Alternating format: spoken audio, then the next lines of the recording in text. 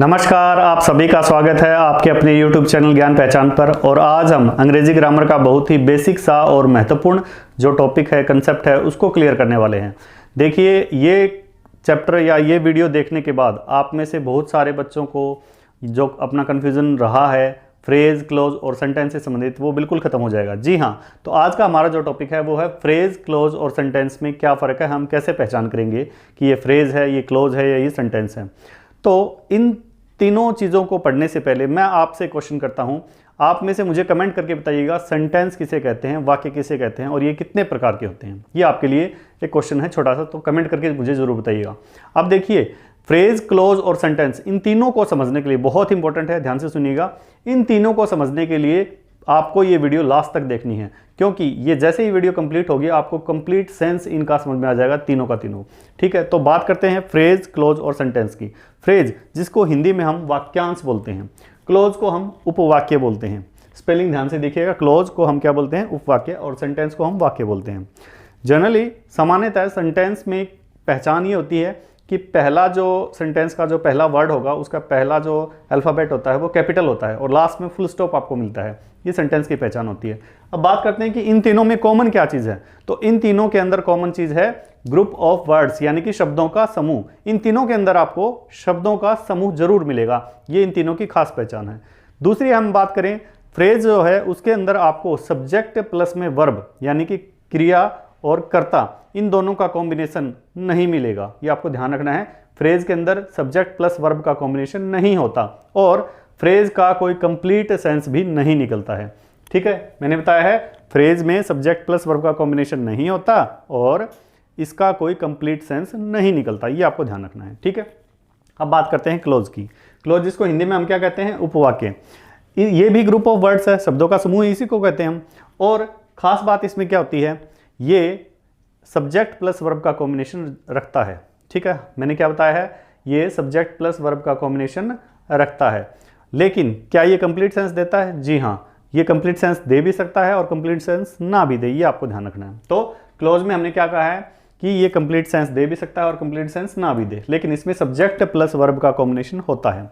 देखिए, क्लोज और सेंटेंस दोनों में ही क्या होता है, सब्जेक्ट प्लस वर्ब का कॉम्बिनेशन होता है, लेकिन सेंटेंस हमेशा आपको कंप्लीट सेंस, यानी पूरी तरीके से जो बात बोलने वाले के द्वारा कही गई है वो आप समझ पाओगे, ये सेंटेंस में होता है। क्लोज में ये जरूरी नहीं कि आपको कंप्लीट सेंस मिले। ठीक है, तो फ्रेज, क्लोज और सेंटेंस तीनों में कॉमन चीज़ तो ये है कि यहाँ पर ये शब्दों का समूह होता है। जैसे इंग्लिश में ABCD से मिलकर छोटे छोटे शब्द बनते हैं, वैसे इन छोटे छोटे शब्दों से मिलकर फ्रेज या क्लोज और सेंटेंसेस बनते हैं। या मैं आपसे ये कहूँ, सेंटेंस जो है वो इन फ्रेज और क्लोजेज से मिलकर बनता है। ठीक है, आपको ध्यान क्या रखना है, सेंटेंस हमेशा फ्रेज और क्लोजेज से मिलकर बनता है। अब यहाँ पे कई क्लोज हो सकते हैं एक वाक्य के अंतर्गत। मैंने कहा है एक सेंटेंस में कई तरह के क्लोज हो सकते हैं और फ्रेज भी हो सकते हैं, ये आपको ध्यान रखना है। फ्रेज और क्लोज में आपको कन्फ्यूजन नहीं होना। मैं दोबारा आपको क्लियरली बता देना चाह रहा हूँ कि फ्रेज और क्लोज दोनों ग्रुप ऑफ वर्ड्स हैं, डेफिनेटली हैं, लेकिन यहाँ पे कोई भी सब्जेक्ट प्लस वर्ब का कॉम्बिनेशन नहीं होगा और क्लोज के अंदर सब्जेक्ट प्लस वर्ब का कॉम्बिनेशन आपको मिल सकता है। ये आपको कंप्लीट सेंस नहीं देगा, ये कंप्लीट सेंस दे भी सकता है और ना भी दे, डिपेंड करता है किस प्रकार का वो क्लोज है। ठीक है, चलिए अब आपके सामने 4 एग्जाम्पल मैंने लिखे हैं।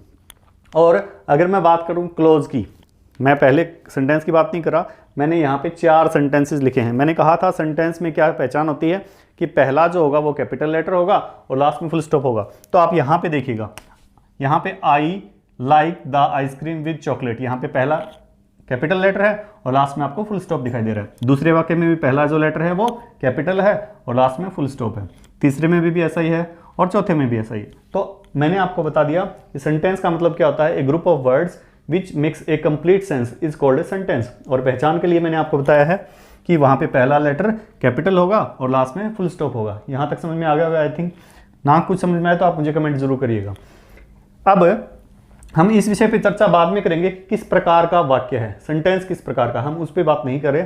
हम बात कर रहे हैं कि एक जो वाक्य आपको दिया गया है उसमें आप कैसे आइडेंटिफाई करोगे फ्रेज को, कैसे आइडेंटिफाई करोगे क्लोज को, और कैसे हम पहचानेंगे कि उस सेंटेंस के अंदर कौन सा, कितने फ्रेज हैं या कितने क्लोज हैं। तो मैंने क्या बताया था स्टार्टिंग में, इसमें फ्रेज में सब्जेक्ट प्लस वर्ब का कॉम्बिनेशन नहीं होता।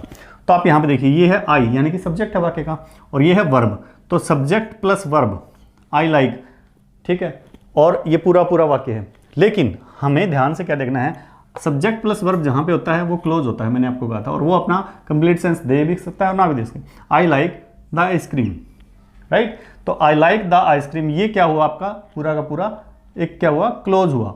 अब यहां पे देखो ध्यान से, विद चॉकलेट। अब विद चॉकलेट मैंने कहा था ग्रुप ऑफ वर्ड्स होगा और उसका एक कंप्लीट सेंस नहीं निकलेगा, राइट। क्या उसमें सब्जेक्ट प्लस वर्ब का कॉम्बिनेशन है? अगर उसमें सब्जेक्ट प्लस वर्ब का कॉम्बिनेशन है तो वो क्लोज होगा, नहीं तो वो फ्रेज होगा। तो आप यहां से देखिए, यहां पे ना तो सब्जेक्ट है ना कोई वर्ब है, तो यहां पे ये क्या है, यहां पे ये एक फ्रेज है, ये आपको ध्यान रखना है। ये क्या है, एक फ्रेज है, और ये क्या है, एक क्लोज है। क्लियर हो गया पहला वाक्य? हमने देखा सब्जेक्ट प्लस वर्ब होगा वो क्लोज होगा, और विदाउट सब्जेक्ट प्लस वर्ब और इसका कोई कंप्लीट सेंस ना निकले वो फ्रेज कहलाता है। तो यहां तक आपको क्लियर हो गया होगा पहले वाक्य में। चलिए दूसरा वाक्य हम देखते हैं।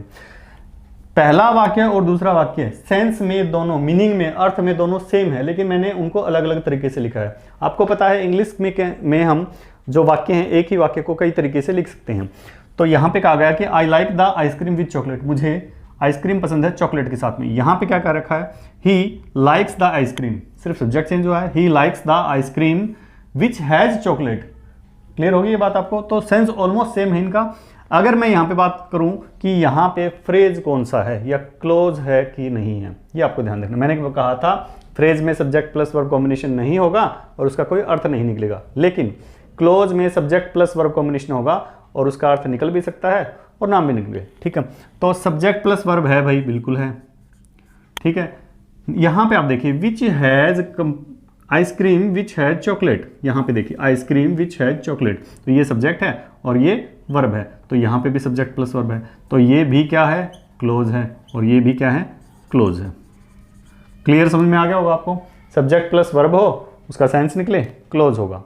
अब हम बात यहाँ पे किस प्रकार का क्लोज होगा, मैंने कहा सिर्फ क्लोज होगा, किस प्रकार का होगा वो हम बाद में बात करेंगे। तीसरा एग्जाम्पल आप एक बार देखिए, द बैग यानी कि ये सब्जेक्ट है, इज ये वर्ब है, लाइंग ये मेन वर्ब है। तो यहां पे सब्जेक्ट प्लस वर्ब का कॉम्बिनेशन है, तो फ्रेज तो नहीं है ये, तो ये क्या हुआ, ये क्लोज हुआ, ठीक है।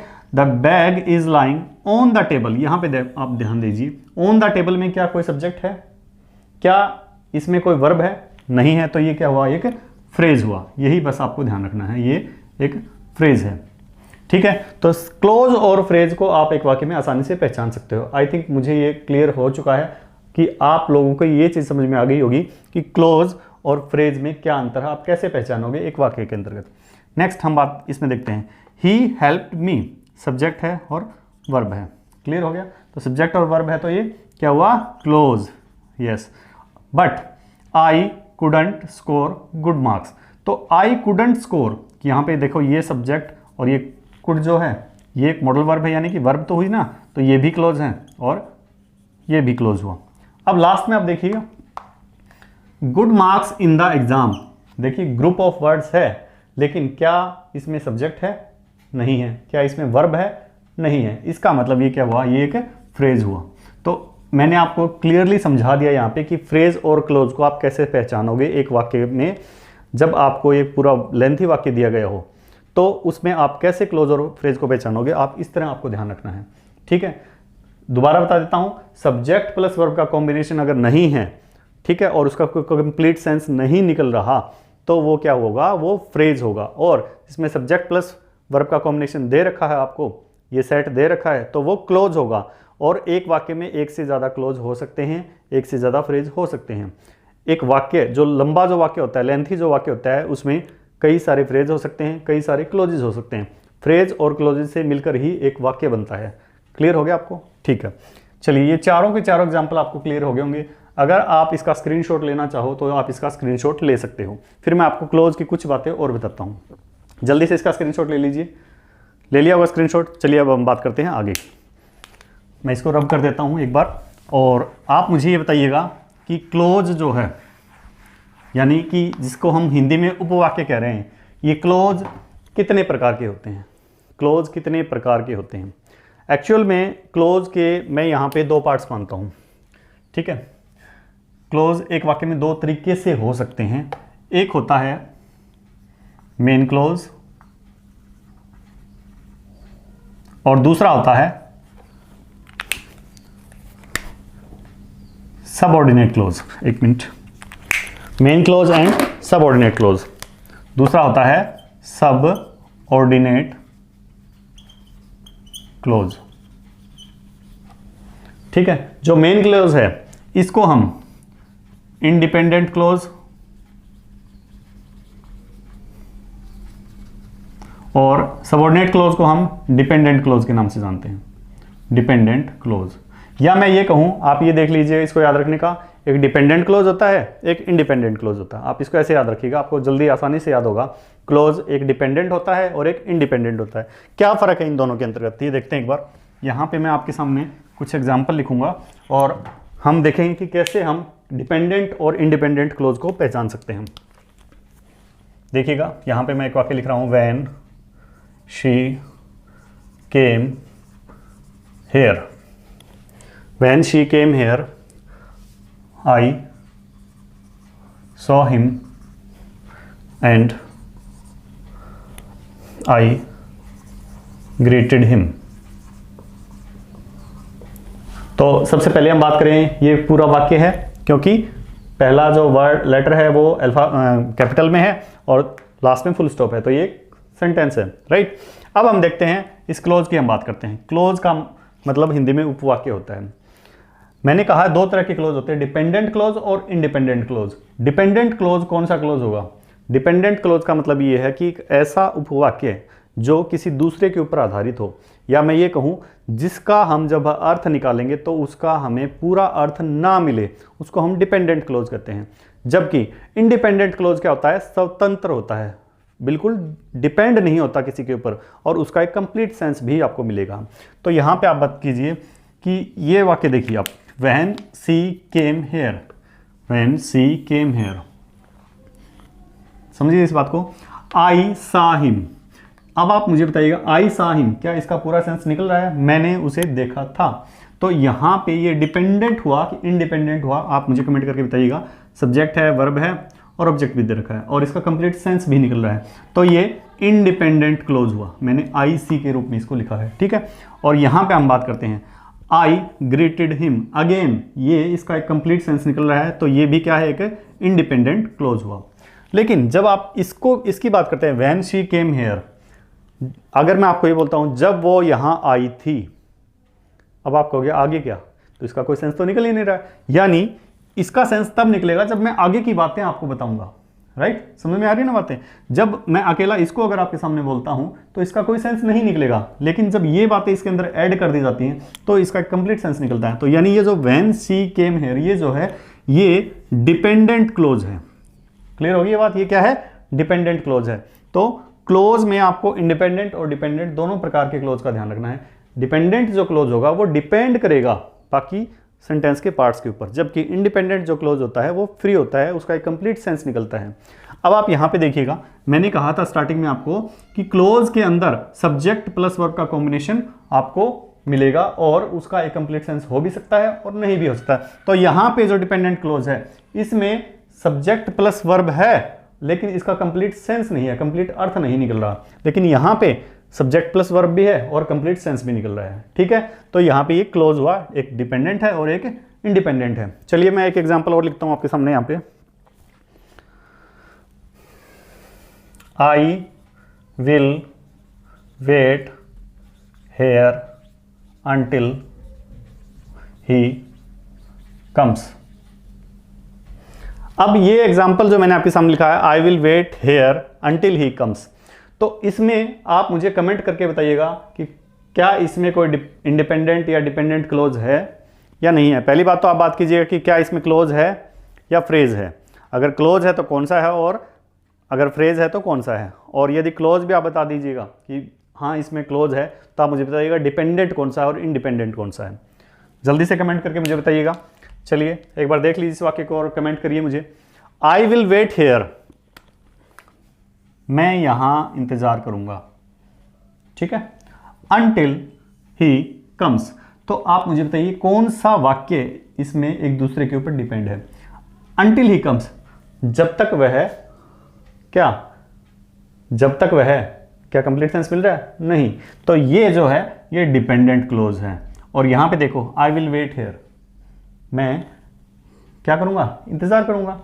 तो ये इंडिपेंडेंट क्लोज है। इस तरह आपको क्या करना है, एक वाक्य दिए गए वाक्य में पहचानना है कि क्लोज डिपेंडेंट है या इंडिपेंडेंट क्लोज है। डिपेंडेंट और इंडिपेंडेंट क्लोज। मैं फिर बता देता हूं, डिपेंडेंट जो क्लोज होगा उसमें सब्जेक्ट प्लस वर्ब होगा, लेकिन उसका कंप्लीट सेंस नहीं निकलता है, ठीक है। जबकि इंडिपेंडेंट जो क्लोज है इसमें सब्जेक्ट प्लस वर्ब का कॉम्बिनेशन होगा और उसका एक कंप्लीट अर्थ भी निकलेगा, एक पूरा मीनिंग भी निकलेगा। यानी बोलने वाला जो आपको मैसेज कन्वे करना चाह रहा है वो पूरी तरह से अपनी बात स्पष्ट तरीके से आपको बता सकता है और आप उसको वैसे ही समझ सकते हो। क्लियर होगी ये बातें? यहां से देखिएगा। अब मैं एक सेंटेंस और लिख रहा हूं, आप मुझे कमेंट करके बताइएगा उसमें कि वो क्या है, उसमें कौन सी चीजें हैं। She was doing her work peacefully. देखिए, she was doing her work peacefully. तो आप मुझे बताइएगा कि इसमें फ्रेज कौन सा है और क्लोज कौन सा है, कमेंट करके जरूर बताइएगा। ये आपका होमवर्क मान लीजिए मेरी तरफ से। बट मुझे अब तक कंफर्म हो चुका है कि आपको फ्रेज और क्लोज का आइडिया, बिल्कुल बेसिक कंसेप्ट क्लियर हो चुका है कि कौन सा फ्रेज होता है, कौन सा क्लोज होता है, उसमें क्या अंतर है। अब बात करते हैं वाक्य की। लेकिन वाक्य को मैंने आपको बताया कि फ्रेज क्लोज मिलकर वाक्य बनाते हैं। बहुत सारे फ्रेज हो सकते हैं, बहुत सारे क्लोज हो सकते हैं, फिर जाके वो वाक्य बनाते हैं। तो वाक्य को हम कितनी प्रकार से वर्गीकृत कर सकते हैं ये हम नेक्स्ट वीडियो में सीखेंगे। तो बने रहिएगा अपने इस चैनल के साथ में। फिलहाल बात यहाँ पे आती है कि फ्रेज और क्लोज के टाइप्स कितने होते हैं। मैं अगर बात करूँ, अगर फ्रेज की बात करता हूँ तो ये 7-8 तरह के फ्रेज होते हैं। कोई नाउन फ्रेज होता है, कोई एडवर्ब फ्रेज होता है, एडजेक्टिव फ्रेज होता है। और क्लोज की मैं बात करूँ तो नाउन, एडजेक्टिव और एडवर्ब 3 प्रकार के क्लोज होते हैं, ठीक है। हम उनको टाइप्स के अंदर पढ़ेंगे। लेकिन फिलहाल आपके लिए इतना इंपॉर्टेंट है कि आप फ्रेज, क्लोज और सेंटेंस को पहचानना सीखो, इनके अंदर अंतर्गत इनका डिफरेंसेस पता करो और एक वाक्य में इनको कैसे आप पहचान सकते हो, ये चीज़ें आपके लिए जरूरी हैं, बेसिक चीज़ें। टाइप्स में अगर कोई मान लीजिए नाउन फ्रेज आता है तो वो क्या करेगा, नाउन के ऊपर कंसंट्रेट करेगा। इसी प्रकार कोई एडजेक्टिव आता है, एडजेक्टिव क्या करता है, नाउन प्रोनाउन की विशेषता बताने का काम करता है। तो इस प्रकार का फ्रेज क्या करेगा, नाउन या प्रोनाउन के ऊपर कंसंट्रेट करेगा। तो वो हम एक अलग बात करते हैं, उसको हम छोड़ रहे हैं, अभी छोड़ रहे हैं। क्यों छोड़ रहे हैं? क्योंकि आपके लिए यही चीज़ें एक बार समझना इंपॉर्टेंट है। अगर आपने ये समझ लिया तो हम आगे की चीज़ें पढ़ेंगे। तो नेक्स्ट जो वीडियो होगा उसमें हम सेंटेंस के वर्गीकरण, जो यानी कि क्लासिफिकेशन ऑफ सेंटेंसेस क्या है, उसको जरूर पढ़ेंगे। लेकिन अपने इस चैनल के साथ आप बने रहिएगा और दूसरों को भी इस चैनल के बारे में बताइएगा, शेयर कीजिएगा, लाइक कीजिएगा और कमेंट कीजिएगा। और हाँ, सब्सक्राइब करना ना भूलो। और ये जो कंसेप्ट मैंने बताया है इससे रिलेटेड आप गूगल पे सर्च करो, आपको और सारे एग्जाम्पल मिलेंगे, आप प्रैक्टिस करोगे और इन चीज़ों को अच्छी तरीके से ध्यान रखोगे। अगर आपको ये एक बार समझ में ना आए तो आप वीडियो को 2 या 3 बार प्ले करके ज़रूर देखो, आपको क्लियरली कंसेप्ट क्लियर हो जाएगा ये, ठीक है। तो फिलहाल आज के अपने इस वीडियो में इतना ही। बने रहिए अपने इस चैनल के साथ में। Thank you so much.